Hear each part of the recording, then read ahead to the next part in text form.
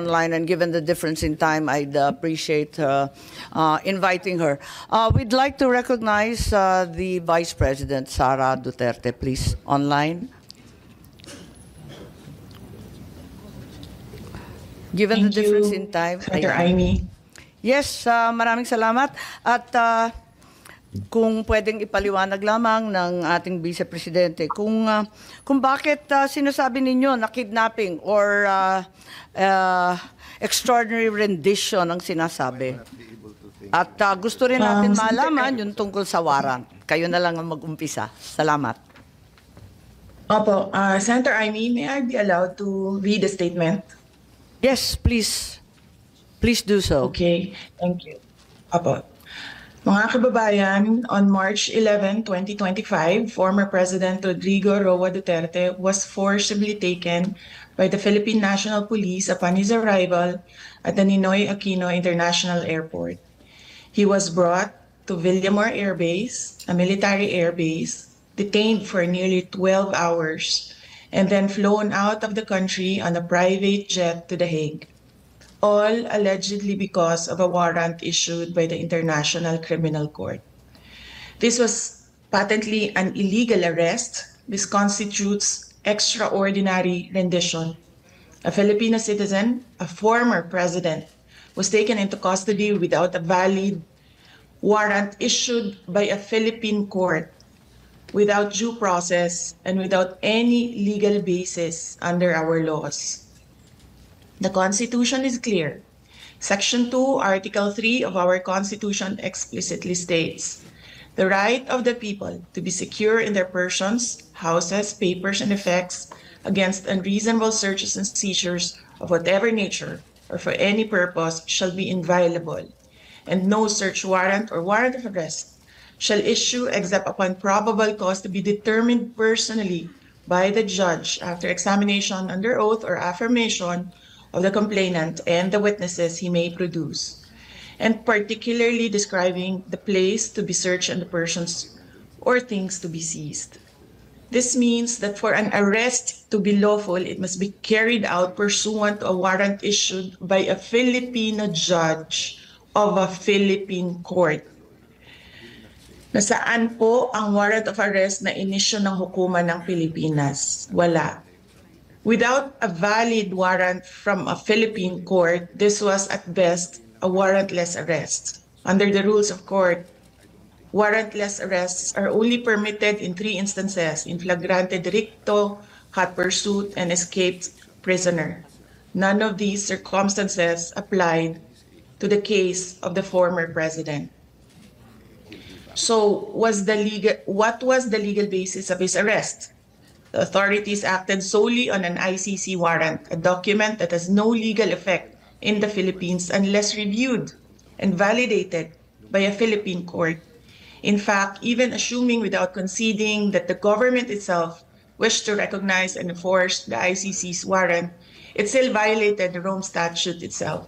Even by ICC standards, the former president should have been brought before a Philippine judge to determine the validity of his arrest before he was handed over to a foreign court. Under Article 59 of the Rome Statute, a state party which has received a request for arrest and surrender shall immediately take steps to arrest the person in question in accordance with its laws and the provisions of Part 9, and shall bring that person before the competent judicial authority in that state. Yan ang sinasabi ko paulit-ulit nung nasa labas ako ng gate ng Villamor Air Base. And why was this not done? If they claim to abide by international law and standards, then why did they conveniently choose to ignore this provision? The fact remains that we are no longer a state party to the Rome Statute. We are no longer a member of the ICC. In fact, in a letter dated December 15, 2023, the President himself wrote to me, with respect to your concerns, legal or otherwise, on the investigation to be conducted by the International Criminal Court into the previous administration's war on drugs, I remain steadfast in my resolve that the jurisdiction of the ICC over the Republic of the Philippines after the effectivity of its withdrawal therefrom is very much in question. To this end, this government will not assist the ICC in any way, shape, or form. So if the government itself has declared non-cooperation with the ICC, why did the PNP violate this very policy and enforce a foreign warrant? Even granting for the sake of argument that we have some duty to cooperate with either the ICC or Interpol, does that duty override the fundamental rights of every Filipino enshrined in our Constitution? What happened on March 11, 2025 is not just about one man. It is about all of us. It is about the country. If a former president can be taken without due process, what stops them from doing the same to any other Filipino? Therefore, we must dare to ask more questions. Under whose authority did the PNP act? Why did they enforce a foreign warrant without a Philippine court order? Why didn't they at least bring PRRD before a judge as required by the Rome Statute itself? Even more disturbing is the silence of the armed forces of the Philippines. Why did the AFP stand idly by while a former commander-in-chief was taken from a military base under questionable circumstances? How could they allow a foreign tribunal to override on our constitutional guarantees? We have now lost a former president. I pray that we do not lose the country next. Your Honor, Senators Cayetano and Marcos and other senators present, alam naman natin lahat at alam nila na mali ang ginawa nila. Ginawa nila yon just to demolish political opponents. This is all about politics. The administration is using government resources, the ICC, to demolish the opposition. Wala na tayong argument. Mali ang ginawa. Ang tanong ngayon, ano ang gagawin natin para maibalik ang dating Pangulo sa Pilipinas?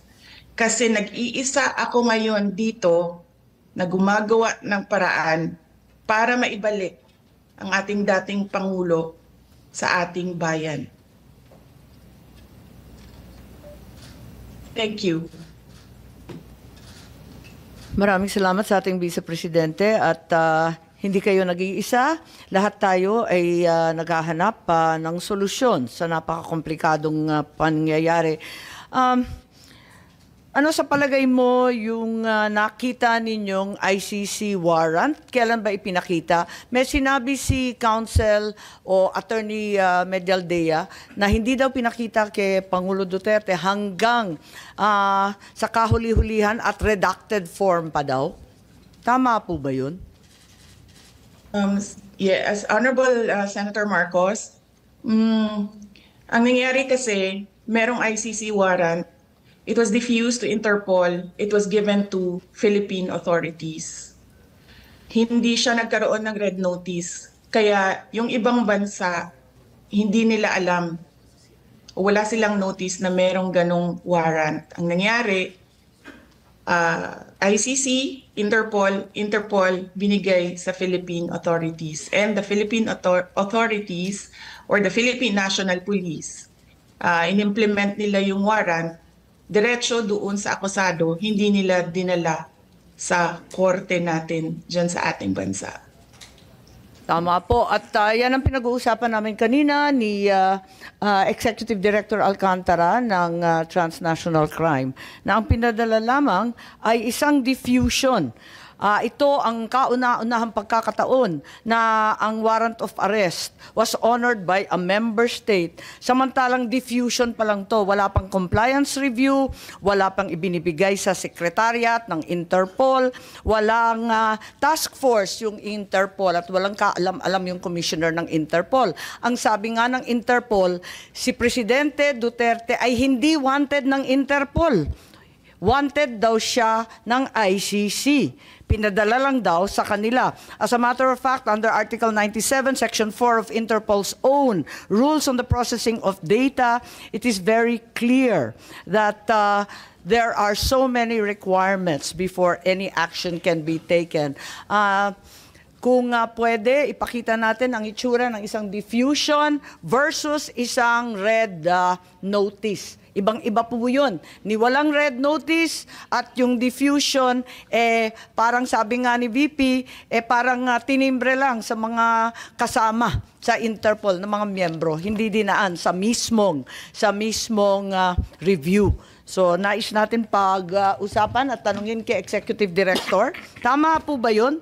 Diffusion is something not yet verified per the articles on processing data. Tama po ba yun? Kasi yan ang rules ng Interpol, hindi po ba? Ang diffusion po ay sa Article 97 ng Rules on Processing of Data is a standardized request Tama.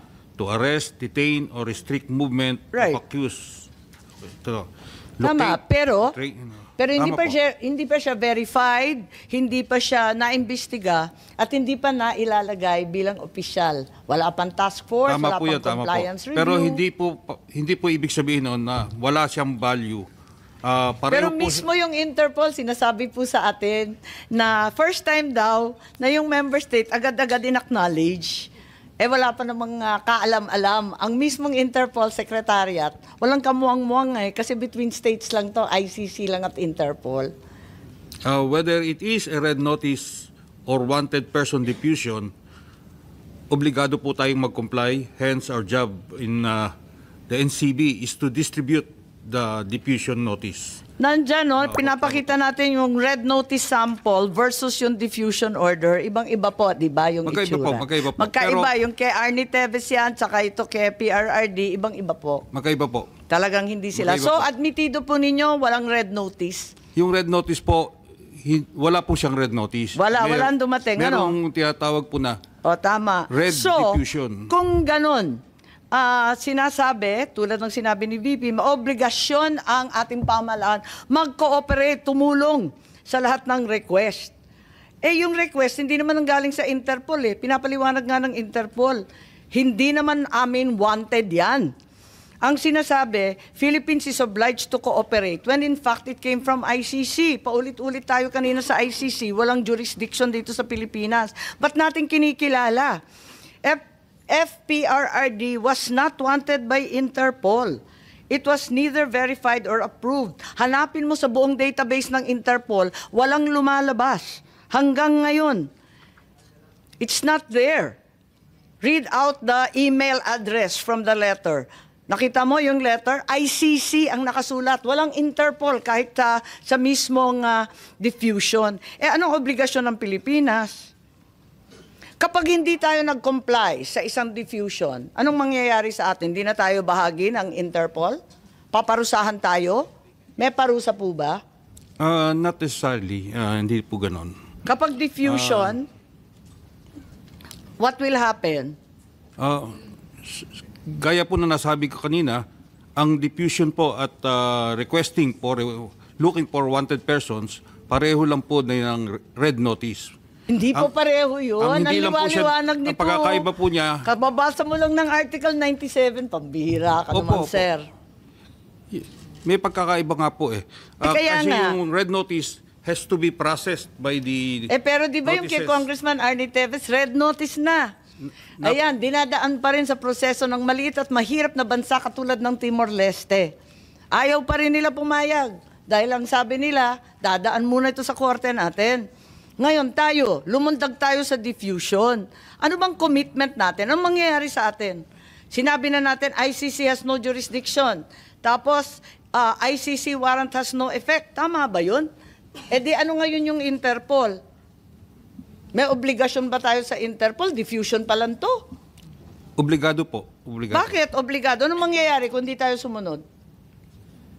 Katulad din po yan ng mga ibang red notices na hindi natin nakukuha, but obligado rin po tayo. Ano nga mangyayari? Anong parusa? Papaluin ba tayo? Tatanggalin ba tayo sa Interpol? Iisnabi na tayo ng buong kapulisan ng buong mundo? Hindi ko po masasagot yung gagawin ng Interpol sa atin. But masasabi ko po we have to comply with both the diffusion and the red notice. You have to. We need to. At we the need risk to. of what sanction? We need to. We need to. Yan po yung We Okay. exert our maximum effort to comply with those requests. Nakakagulat lang po dahil kasi eto nga may obligasyon daw pero diffusion lang to at sabi ng Interpol first time daw nga nila na diffusion pa lang lumundag na at inaresto na kagad. Pero parang hindi naman to biglaan kasi General Marbil may memo kayo ng March 10, di po ba? May memo kayo sa kapulisan na mag-mobilize na agad-agad. Libo-libong pulis ang pinamobilize kahit hindi pa ninyo alam na may warrant. Sabi ninyo, hindi ninyo alam Asan yung memo? Nariyan kanina, di ba? Aalala po ba ninyo yung memo na yan? But anyway, ma'am, Hindi. Yung memo, tama po ba yan o mali yung binigay sa amin? 10 po ang nakasulat na date. Tama po ba yan? ma'am, tama po yan, no? Madam Chair, no? Ang preparation namin, although sabi ko nga, narinig po namin na there will be possible na lumabas po yung warrant based on sa mga dumadating na news, it's standard procedure po ng PNP na mag-prepare po in case that's a part of our planning process po. Libo-libo ang minobilize na kapulisan, gumastos ang buong pamahalaan para lamang sa isang chismis galing sa Hong Kong. Sabi po ni Secretary John Vic na chismis lang naman ang umabot sa kanila. Hindi naman sila nakatanggap ng anumang katibayan Ma'am, it's a standard, Madam Chair, it's a standard procedure ng Philippine National Police kaya chismis so hindi. We have to prepare and plan kung ano pong mangyayaring eventualities po. 7,000 po? Base sa chismis? Wala kayong No, alam? we don't have any record ng 7,000. I believe Yun ang it, pinagmalaki sa dyaryo. Hanggang dyaryo lang naman kami. Ma'am, wala po kami nilalabas ng ganong karaming tao. I guess it's more of pinapilaki. But I doubt with this number, ito lang po yung nilabas po namin tao. Okay. So, ilan ang minobilize ninyo kung sinasabi niyo labis-labis naman ang 7,000? Sa tingin ko, labis-labis. Isipin mo, chismis lang. Ma'am, based on the numbers, more or less it's a total of 156. Yun lang po yung ano namin. But sabi ko nga doon, it's just a normal procedure. May mga memo pa na sumunod dyan. Alam naman ninyo yun. Ito lang yung pinakauna. Madam Chair, I have to check.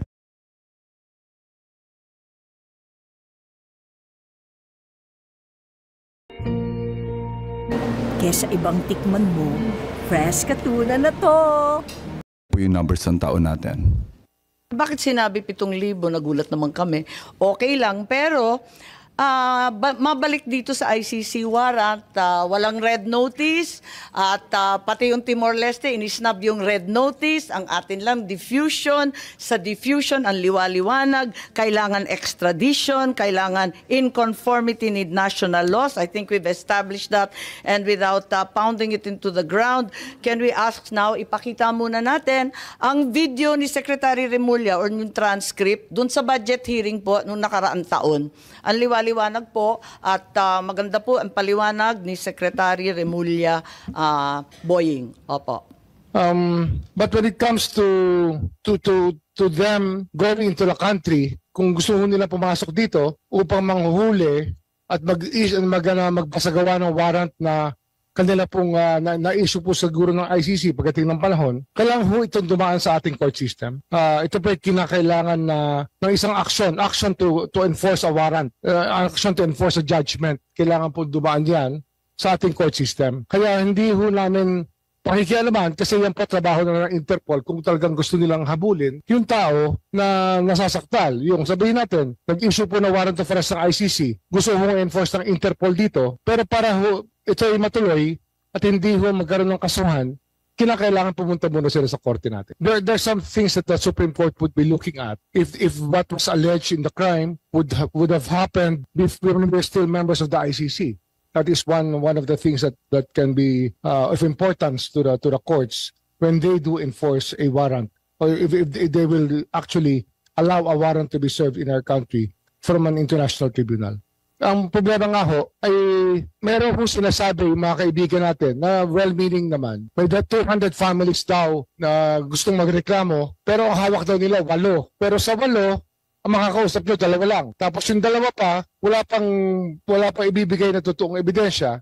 Napakahirap po talaga maghabol. Ang ano nga yung nag-hearing po ang Human Rights Committee ng Kongreso tungkol dito. At ang lumalabas po talaga, yung mga nangyari po kasing EJK nung panahon na yon, wala hong police report Walang police blotter, wala hong record. Kaya napakahirap po maghabol talaga. Ayun.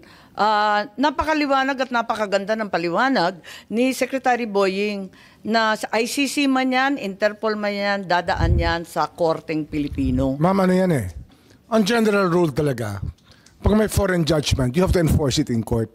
However, ito hong nangyaring ito, ang ginamit po namin dito, Section 17 ng Republic Act. 9851. 9851. Pwede ko hong basahin, ma'am? Can I read the provision I think into you the can record? put it on... into the record? But may I read it into the record, ma'am? Thank you. In the interest of Andito naman justice, sa atin in the interest of justice, the relevant Philippine authorities may dispense with the investigation or prosecution of a crime punishable under this act if another court or international tribunal is already conducting the investigation or undertaking the prosecution of such crime. Instead, the authorities may surrender or extradite suspected or accused persons in the Philippines to the appropriate international court, if any, or to another state pursuant to the applicable extradition laws and treaties. That is Section 17 of Republic Act 9851. So Yes. ito pa yung option na sinasabi ko kanina. Yes, at yan yung pinag-uusapan natin kay Attorney Medina. Baka ibig ninyo mag-comment kasi mahaba po yung sinulat ninyo tungkol dyan. 9851, Section 17, at saka si Senator Cayetano. Unahin po natin na unang ma-recognize si Attorney Medina lang po.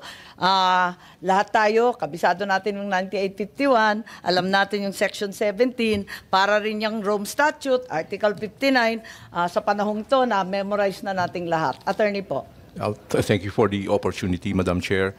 And with all due respect to our hardworking, brilliant Secretary of Justice, I beg to disagree purely on legal grounds. Again, constitutional, doctrine of constitutional supremacy. Whatever right that is granted by the Constitution cannot be diminished or be in derogation, cannot be diminished or lessened or stripped away by any statute. So if the Constitution guarantees that if a person is to be expelled from the Philippine territory by whatever means, a lawful order of the court is required. That grant that grant of the Constitution, that protection of the Constitution, cannot be lessened by any statute. So that in that case, 9851. So we have to interpret 9851 in accordance with the broad protection of the Constitution, which means that if you will surrender without judicial proceedings, that would be a violation. So there will be only a very narrow instance, there will be limited instances when surrender can be valid without judicial process. Yun lang po. Maraming salamat.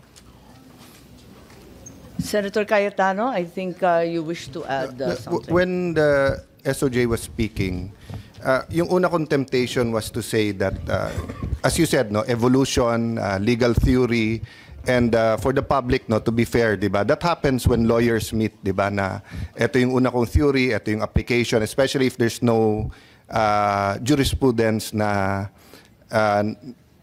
prevailing. And even if there's jurisprudence, you can challenge that, of course, but the law enforcers have to follow prevailing jurisprudence. So kanina, what I was tempted to do is to ask you that, you know, when tempers are down and emotions are way, let's see which theory is better. No, whether you need a foreign, when a foreign judgment or foreign arrest warrant from a foreign court or different countries here, whether we need court order or pwedeng surrender. Having said that, when I was thinking about it, what about, sir, this situation? So let's say that law authorizes the government to surrender a Philippine citizen. But if that Philippine citizen is asking for his day in court in a Philippine court. Kasi kung, again, hindi ko nakita yung buong video, but nakita ko yung part. I think this is more from the videos na pinost allegedly taken by Kitty Duterte, di ba? But I just saw portions. So isang portion doon, nung una sinabi kay former President Duterte na sa Hague ka dadalhin, sabi niya, patayin niyo na lang ako or you'll have to kill me. I'm paraphrasing. No, but ang point ko, if a person says that, that means he's disputing it. So my point, assuming for the sake of argument, as the state, the Philippine government, can choose Article 17 to surrender, does that take away from the person being arrested the legal remedy of questioning the action of the executive before Philippine courts? The option is always there if it can be done. But under the circumstances, it could not be done. So no effort was made to get any warrant from a Filipino court? I think that they were, the whole time that everything was happening until the evening, there were even attempts to show fake orders of the courts saying that there is a TRO on the action of the PNP. Yes, I believe fake that news. this was being showed by E.S. Majaldea. Am I correct, General Torre? Yes. E.S. Majaldea was showing them text messages that there was a TRO. So they were attempting, they were trying their judicial option. But we already decided, it was already decided that I think that's not that Section relevant, 17 Secretary. of Republic Act 9851 will be the one used, the surrender part. May I Sige. clarify that, just that part, Yes, no? Senator Cayetano. So we agree, di ba, na yun, ICC or whoever may, or extradition, or basta under that law, no? Dumating dito, inarrest, sabi nung Pilipinong inaresto, okay, no problem, I'll face court there, dalhin niyo ako doon. So, walang problema yung surrender, di ba? Kasi he or she surrendered to government, government surrendered under the definition ng surrender under that law, Section 17. But sabi mo, what was your exact word, sir? If possible or if, ang sabi mo, nung tinanong ko SOJ na, can that person have the opportunity to question before a Philippine court? If it's done, it can be done. Yes. Some people have been managed to get court orders in a matter Yes. of hours. But Only in this case, wala akong nangyari. Yes, but yun nga ang point ko. Isn't the better rule, we give them reasonable time to do that? So that we don't deprive... Ma'am, excuse me lang kasi there is a pending petition for habeas corpus in the Supreme Court. Okay. We might be stepping already on the, So having said the ground that, we have to So we leave take it at next week. that. We have no desire to be Yeah. sub judice. Thank Yeah. you. Madam For Chair, the can I reminder. just say this? Sir, I will respect that because nga mabigat di ba? Emotionally, legally. But can you study that part? Just for future cases, di ba? Of course. And when we say study, the defense lawyer will say 30 days, 6 months is reasonable. Of course, the law enforcement has to do its job. So in case we come up with a guidance, you could return it to us, but hindi kami magpasa ng batas. But I'd answer the same na sinabi mo ngayon. If I file a draft bill defining that, baka sabihin ng court, see, you admit na pwede pala. So I also don't want to somehow interfere or influence the Supreme Court in this decision. But may I just put it at your table na ano yung reasonable for a Filipino citizen to go to court in case nga this happens. And it's valid nga kasi nga if the ICC issues whether it's Senator Bato or any of our generals or any member of the AFP, I'd like them to be able to go to court to question whatever identity, validity of etc. Maybe Your Honor, we have to look at the perspective of how long this took for the ICC to come up with a warrant. This did not happen overnight. I believe that even Senator Bato has told you that he has received written interrogatories coming from the ICC. He's being given his day to explain whatever side he has on the ICC controversy. Kaya nga. Senator Bato himself has answered that. I'm sure the former president was given the chance by the ICC. I mean, I don't think that 125 countries would agree to bully somebody and not give him a chance to explain. I Madam think Chair. that it goes beyond convention that we will allow this to happen. Yes, Secretary Chair. and Senator Cayetano. I think I'd like to agree to disagree with you on that part. No, kasi yung questions ko later on are factual. Kasi if you look, I don't know if it was the Solgen, we asked the ICC to pause, to stop. Diba? And number two, iba kasi yung sa akin na mag-explain ka sa Philippine court at mag-explain ka doon. And lastly, sir, I get your point, 125 countries. But President Trump, the US President just said na panay politika ang ICC, sinanction niya and everything. So I can also make the same agreement. US is the greatest country in the world, next to the Philippines, of course. The US is the land of the free. The US ganyan. So if the US thinks the ICC. So I'm respecting your opinion na fair ang ICC, 25, etc. No? However, yun nga ang point ko. The president is almost 80 years old. If the case take out jurisdiction, if the case takes about 6 years, he'll be 86. If it takes 8 years, 88. Kung si Enrile yun, okay lang. When he gets there at 80, he'll be out at 88. He's 101 years old. I'm not saying okay lang ipadala si Enrile. I'm saying he's blessed with longevity and, di ba, sa LEDAC, naglalabi pa, nagano ko anong tingin niyan tama. But my point is, sir, yung ako personally, naghahalo na yung legal at emotion pag sinabing nandun na siya, dun siya magpaliwanag. Kasi nga Pilipino na pinadala doon. But I'll agree to disagree with you there and stop there, Madam. Maraming salamat at nais ko lang balikan itong sinasabi natin. Kung talagang nagpursige ang Pilipinas na pumunta sa korte dito sa lokal, sa Philippine Court, may idadagdag yata si VP dyan sa komentaryo tungkol dito kung bakit hindi pinadaan pa sa Filipino Court. Samantalang marami naman tayong korte, ang ating mga huwes ay magagaling. Yes, please, VP po.